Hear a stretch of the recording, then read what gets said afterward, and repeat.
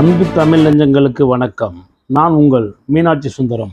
இப்பொழுது எழுத்தாளர் தனுஷ்கோடி ராமசாமி அவர்கள் எழுதிய கந்தக கிடங்கிலே என்கிற சிறுகதைத்தான் உங்களுக்கு சொல்லப் போகிறேன். அதற்கு முன் இந்த கதைவனத்தை இதுவரை சப்ஸ்கிரைப் செய்து கொள்ளாதவர்கள் சப்ஸ்கிரைப் செய்து கொள்ளும்படி கேட்டுக்கொள்கிறேன். இப்பொழுது சிறுகதைக்குள் போகலாம். கந்தக கிடங்கிலே சிறுகதை. டவுனுக்கு வந்திருந்த பூமாலைக்கு ஆச்சரியமாக இருந்துச்சு. ஆத்தாடி, இந்த குளூரில் இம்புட்டு சனம்! ஒரே சேகண்டி, ஜால்ரா, கஞ்சிராக்கள், கீர்த்தனைகள், பாட்டுகள், நாமவாளிகள், மார்கழி மாத பஜனை கோஷ்டிகள் அடுத்தடுத்து தொடர்ந்து போய்கிட்டு இருந்தன. டவுனில் பக்தியும் பெருத்து போச்சு. ஆஸ்பத்திரி 9 மணிக்கு மேலே தான் திறப்பாங்க. ஊரில் இருந்து 8 மணிக்கு முத்துக்கெட்டனை தூக்கிட்டு கிளம்பி வந்திருக்கலாம். ஆனால் பஸ்ஸுக்கு 2 ரூபா கொடுக்கணும். அதனால் பாலக்கெட்டின வேலைக்கு கூட்டிகிட்டு வர்ற பஸ்ஸிலேயே வந்து சாத்தூரில் இறங்கி பூட்டி கிடந்த ஒரு கடை முன்னாடி முத்துக்கெட்டனோட உட்காந்துட்டா. காலையில் ஏசண்டையா வந்து கதவை தட்டி, பூமாலை, உன் வானை எழுப்பி பஸ்ஸுக்கு அனுப்புமா அப்படின்னு சொல்லிட்டு போன பிறகு எத்தனை தடவை அடித்து எழுப்புனாலும் லேசில் பாலக்கெட்டின எந்திரிக்கவே மாட்டான். கடைசியில் புள்ள முகத்தில் தண்ணியை கொண்டாந்து அடித்து படுத்த படுக்கையிலே முகத்தை கழுவி தூக்கி உட்கார வைக்கணும். காலையில் 3:30 மணிக்கு அவசரமாக அக்கா சண்முக மகன் தங்கவேலோட மந்தைக்கு போயிட்டு வந்து அவசரமாக பல்ல தேய்ச்சி முகத்தை கழுவி அவுக்குன்னு பழைய சோத்தை வயிற்றில் கொட்டிக்கிட்டு ரெடியாக பழைய கஞ்சி ஊற்றி வச்சுருக்க தூக்குச்சட்டியை தூக்கிக்கிட்டு 4 மணிக்கு முன்னே பஸ்ஸை எதிர்பார்த்து பிள்ளையார் கோயில் களத்துக்கு ஓடினா ராத்திரி 8 மணிக்கு தான் திரும்ப கொண்டாந்து அந்த பஸ்ஸு பாலக்கெட்டனை கொட்டிட்டு போகும். வீட்டுக்கு நடந்து வரவே சீவன் இல்லாமல் கண்ணெல்லாம் பஞ்சடிஞ்சு போய் சிரிச்சுக்கிட்டு போன புள்ள அல்லாடி போய் வரும். கந்தக நாத்தத்துலையும் மெழுகுவர்த்தி புகையிலையும் புரண்டு வார பச்சை மண்ணை நல்லா ஆசைதீர குளிப்பாட்டி முந்தி சிலையால் நல்லா தோட்டி விட்டு அணைச்சி மடியில் வச்சுக்கிட்டு ஊட்டு விடலாம்னு நினச்சா கேட்க மாட்டான். ஐயோ அம்மா பசிக்கு, அம்மா பசிக்குன்னு துடிச்சுடுவான். சாப்பிட்டுட்டு குளிக்கிறோம்பான். சாப்பாடு தட்டிலேயே கையை கழுவி எந்திரிச்சு சொதுக்குன்னு திரும்ப அந்த இடத்துலையே படுத்துருவான். படுத்த உடனே அப்படி தூங்கி போயிடுவான். பூமாலைக்கு பாவமாக இருக்கும். இன்றைக்கி சாமத்தில் பாலக்கெட்டின எந்திரிச்சு, ஏம்மா தம்பிக்கு எப்படி இருக்குது அப்படின்னா, என்ன பூச்சி தூக்கம் வரலையா? தூங்கு செல்லாம், ஏசண்டையா வந்த பிறகு எழுப்பி விட்றேன் அப்படின்னா. தம்பிக்கு எப்படிமா இருக்கு? காய்ச்சல் ரொம்ப அடிக்கியா? சொல்லிக்கிட்டே பூமாலை லாந்தலை தூண்டி விட்டாள். முத்துக்கிட்டன திக்கு திக்குன்னு முக்கிக்கிட்டு மூச்சு விட்டு இருந்தான். தம்பி நெஞ்சில் புறங்கையை வச்சு தொட்டு பார்த்தான். காய்ச்சல் போட்டு கொதிச்சது. தம்பி பாப்பாவை இன்னைக்கு சாத்தூருக்கு பெரிய டாக்டர்கிட்ட தூக்கிட்டு போகிறோம்ல, பெரிய டாக்டர் நல்ல மாத்திரையாக கொடுப்பாரு. தம்பி பாப்பா அதை முழுங்கின உடனே காய்ச்சல் விட்டுரும், திரும்ப வராது. அண்ணனை பார்த்து தம்பி சிரித்தான். அம்மா கலங்கிலான். தினமும் அண்ணன் வந்த உடனே முத்துக்கிட்ட தாவி ஓடுவான். தம்பியை தூக்கி அணைச்சிக்கிட்டு தூக்குச்சட்டிக்குள்ளார இருந்து ரொட்டியோ பிஸ்கோத்தோ வாழைப்பழமோ எடுத்து கொடுப்பான். வேலைக்கு போகும்போது பாலக்கெட்டனுக்கு மதியம் வாங்கி திங்கிறதுக்குன்னு 50 காசு கொடுத்து விடுவா. அதில் தம்பிக்கு வாங்கிட்டு வந்துடுவான். என் கருத்தான தங்கம். அவள் உயிரின் ஈரம் கண்களில் கோர்த்தது. அம்மா பூவாமா, எம்மா பூவாமா. சினுங்கின முத்துக்கிட்டனை முந்தி சிலையால் நல்லா மூடிக்கிட்டு டீ கடைக்கு தூக்கிட்டு போய் ஒரு ரொட்டி வாங்கி காப்பியில் நனைச்சி கொடுத்தாள். முத்துக்கிட்டனை ஏப்பம் போட்டான். உடம்பெல்லாம் வேர்த்தது. முந்தியால் நல்லா தொடச்சாள். காய்ச்சல் துப்புரவா இல்லை. அவன் முகத்தில் ஒரு புது தெளிச்சி தெரிஞ்சது. இப்படித்தான் 5 நாளாக இருக்குது. ராத்திரியெல்லாம் காய்ச்சல் பொரியும், விடிஞ்சா சரியாக போகும். காய்ச்சல் வில்லை வாங்கி 4 நாள் கொடுத்து பார்த்தா கேட்கல. டவுனில் குமரி பிள்ளைய கூட்டமாக சாமி கும்பிட்டு கும்பாலமும் சிரிப்பானியமாக போகுதுங்க. அவளுக்கு பின்னால் இளவட்ட பயக பக்தி கூடி போச்சுன்னு மனசுக்குள்ளேயே நினைக்கையிலேயே பூமாலைக்கு சிரிப்பு வந்துச்சு. ஆடி மாத திருவிழா, பங்குனி பொங்கலுக்கு இப்படித்தான் இவங்க ஊர்லேயும். அடே அப்பா, இனிமேல் அந்த காலம் வருமா? காத்திகளுக்கு மச்சான் கொழுந்தனை தேடி அவங்க தலையில் ஒட்டுப்புல் தேய்க்கிறது என்ன, அவங்க இவளுகளை தேடி ஒளிஞ்சு வந்து தலையில் அதக்கிட்டு ஓடுறது என்ன, பொங்கல் சித்திரை பிறப்புக்கு மஞ்சள் நீர்றாது என்ன, எல்லாம் போச்சு. சன்ன விளையாட்டை விளையாடுவோம். மழை காலத்துக்கு ஒரு விளையாட்டு, பனிக்காலத்துக்கு ஒரு விளையாட்டு, கடுங்கோள காலத்துக்கு ஒரு விளையாட்டு. பன்னாங்குழி, தட்டாங்கல், தாயம், மதியம் தும்பி, தொண்டியில் டொப்பி, யானைக்காது, சரியா தப்பா, பூசணிக்காய், தபால் அடி தபால், சோத்துப்பானை, பச்சை தவளை, கொடுக்கு பிடிச்சுன்னு பொம்பளை பிள்ளைய விளையாடுவாங்க. ஆம்பளை பையக தெல்லு, கோலி, கிட்டி, எரிபந்து, கால் தாண்டி நின்னவன் காலவாரி, பச்சை குதிரை, கிளித்தட்டு, சடுகுடு, வெடிசூட்டு, காக்கா குஞ்சுன்னு விளையாடுவாங்க. சோத்துப்பானை விளையாட்டில் பானையை தூக்கி வரவங்க பாட்டிலையே மிரட்டுவாங்க, கெஞ்சுவாங்க.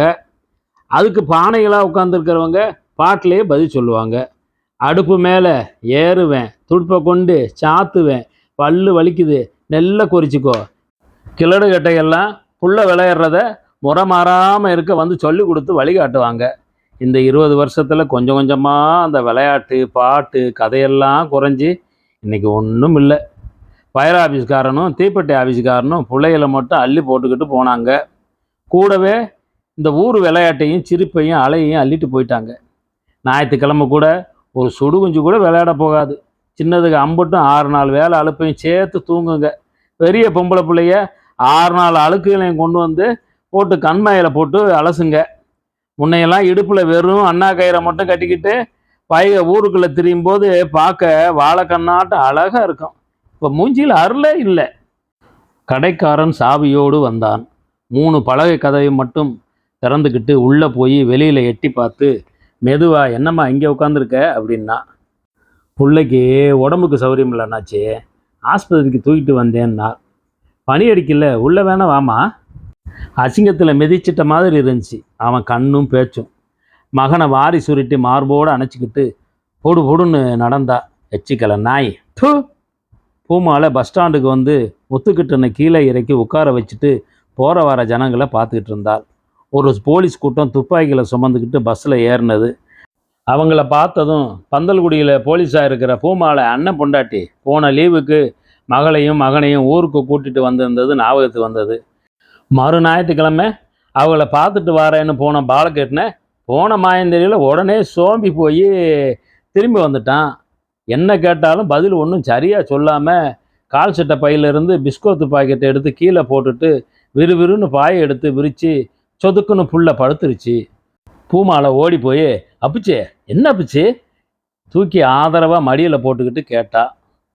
வாசலில் போய் நின்று கும்பிடுதேன் தேன்னேன். அத்தை ஒரு மாதிரி பார்த்தாங்க.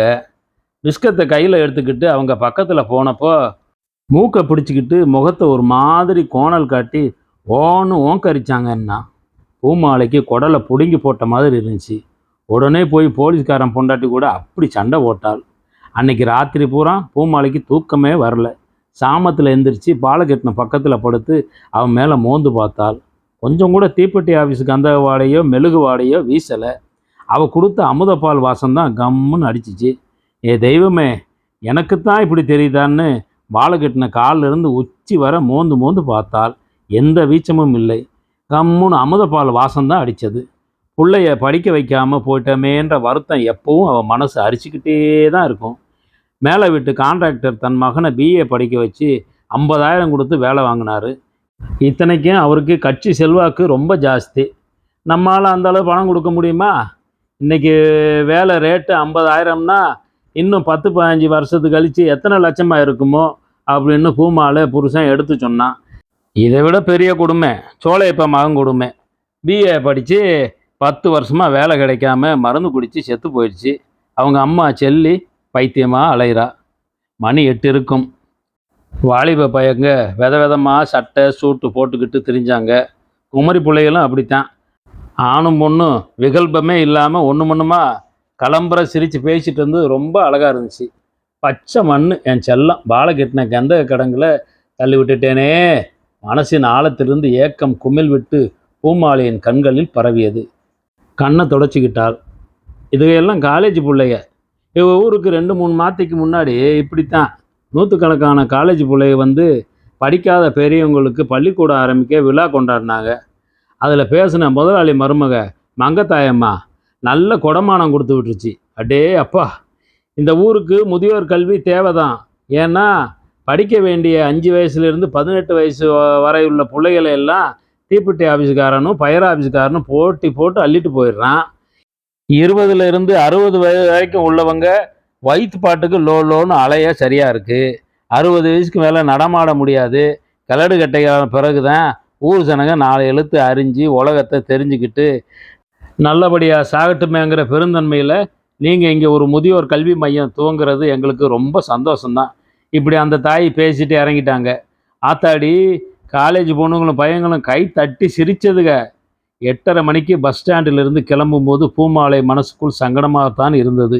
இவள் புருஷன் விவசாயம் எதுவும் இல்லாத கார்த்திகை மார்கழி 2 மாதம் தேனி பக்கம் வேலை செஞ்சுட்டு வரேன்னு பாலகிருஷ்ண கணக்கில் 100 ரூபாய் அட்வான்ஸ் வாங்கிட்டு போனான். அதில் வாரம் 5 ரூபா வீதம் 35 கழிஞ்சிருச்சு. இப்போ 50 ரூபா அட்வான்ஸ் கேட்கணும். முதலாளி இழுத்தடிச்சு கடைசியில் அந்த 35 ரூபாயை கொடுப்பாரு. அதை வாங்கி பிள்ளைக்கு வைத்தியம் பார்த்துட்டு ஊருக்கு போகலாங்கிறது பூமாலையோட நம்பிக்கையான திட்டம். தீப்பெட்டி ஆஃபீஸ் நெருங்கும் போதே நாத்தம் அடித்தது. கதவு உடஞ்சி கிடக்கிற வரட்டு கக்கூசுகள் தெரிஞ்சது. டம்மு டம்முன்னு கட்டையில் அடித்து ஒழுங்குபடுத்துகிற சத்தம், பட்டார் பட்டார்னு பன்ரோல் தட்டி பேக் பண்ணுற சத்தம், எல்லாம் டமார் டமார்னு மரப்பொட்டியில் அடுக்கிற சத்தம். ஆனால் ஆச்சரியம், நூற்றுக்கணக்கான குழந்தைய உள்ளே அடைச்சிருந்தாலும் அவங்க சத்தம் மட்டும் கொஞ்சம் கூட கேட்கல. தர மண்ணும் சோறெல்லாம் கூட கந்தக நிறத்தில் செவந்தும் கரிப்புக நிறத்தில் கருத்தும் இருந்தது. ஒரே கந்தக துத்தனாக நாத்தம்.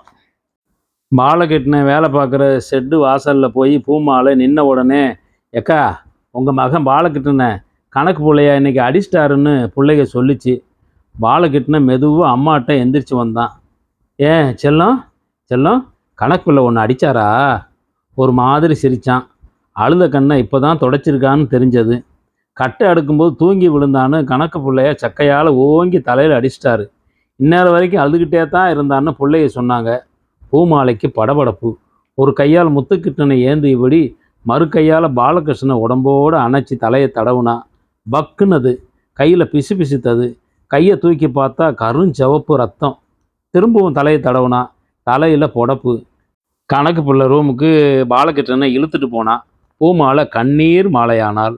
எங்கள் வீட்டில் அரிசி அரிக்க வாடித்தேன். தூங்காமல் விளையாடாமல் வேலையை பார்த்தா ஏதோ ஒரு அரைபயிறு கஞ்சியாவது ஊற்றுவான், இல்லாட்டா நக்கிட்டு போக வேண்டியதுதான். ஈரமே இல்லாமல் பேசினான் கணக்கு பிள்ளை. வேலை செய்கிற இடத்துல வேலை தாம செய்யணும். செய்யலைன்னா அடிக்கத்தான் செய்வோம். எங்களுக்காக அடித்தோம். அடியாத மாடு படியாது. அதிகமாக எங்ககிட்ட எதுவும் பேசாத, வெளியில் போ அப்படின்ட்டான். பூமாலைக்கு கொலை கொதிச்சது. கண்ணீரும் கம்பளையுமா பாலகிருஷ்ணனை அழைச்சிக்கிட்டு கொல்லி முடிவான். 8 வயசு நிறையாத பச்சை மண்ணை இப்படி போட்டு மண்டையில் அடித்து மண்டையை உடைச்சிட்டு என்ன பேச்சு பேசுகிறான் பாவி. வா பாலகிருஷ்ணா, முதலாளிகிட்ட போய் நம்ம நியாயம் கேட்போம் அப்படின்னு இழுத்தா. பாலகிருஷ்ணன் அம்மாவுக்கு எதிர்க்க ஓடி அவள் கால்களை கட்டிக்கிட்டு ஏங்கி அவள் முகத்தை பார்த்துக்கிட்டு கண்ணீர் ஒழுக, அம்மா, தம்பிக்கு ஊசி போட முதலாளிகிட்ட அட்வான்ஸ் கேட்கணும்ல அம்மா அப்படின்னா. நன்றி, வணக்கம்.